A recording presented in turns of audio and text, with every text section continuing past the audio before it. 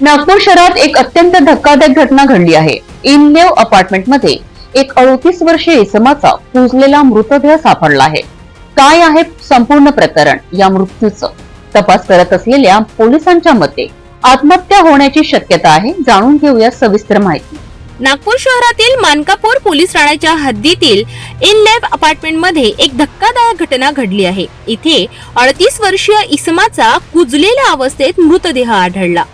स्थानिक रहिवाशांनी पोलिसांना दुर्गंधीची माहिती दिली। पोलिसांनी दरवाजा तोडून मृतदेह पाहिला आणि त्यानंतर पंचनामा करून तपास सुरू केला।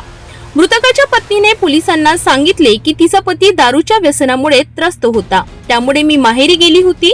पोलिसांनी शवविच्छेदनासाठी मृतदेह रुग्णालयात पाठवला आणि आत्महत्या झाल्याचा संशय व्यक्त केला आहे। चॅनलला खबर मिळाली की आशीर्वाद गार्डनच्या पाठीमागे इन्क्लेव अपार्टमेंट, गणराज इन्क्लेव अपार्टमेंट याच्यामध्ये दुर्गंधी येत आहे।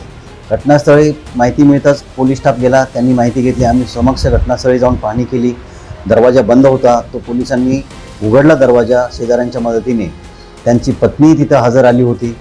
तर पाहिला असता एक 38 ते 40 वर्षाचा पुरुष हा आपल्या सोफ्यावर पडलेला होता मृत अवस्थेमध्ये। त्याची बॉडी डिकम्पोज होत चालली होती। तर सदरबाबत अधिक चौकशी केली असता त्याच्या पत्नीने सांगितले की ती 1 वर्ष हा दारू पिण्याच्या सवयीचा असल्याने ती 1 महिन्यापासून आपल्या माहेरी राहत होती। 13 तारखेला होळीच्या दिवशी ती आलेली होती, परंतु दोघांमध्ये काही भाषण झालं नाही, संभाषण, त्यामुळे ती निघून गेली। त्यानंतर त्यांच्या दोघांमध्ये कोणत्याही प्रकारचं कॉन्टॅक्ट झालेलं नव्हतं।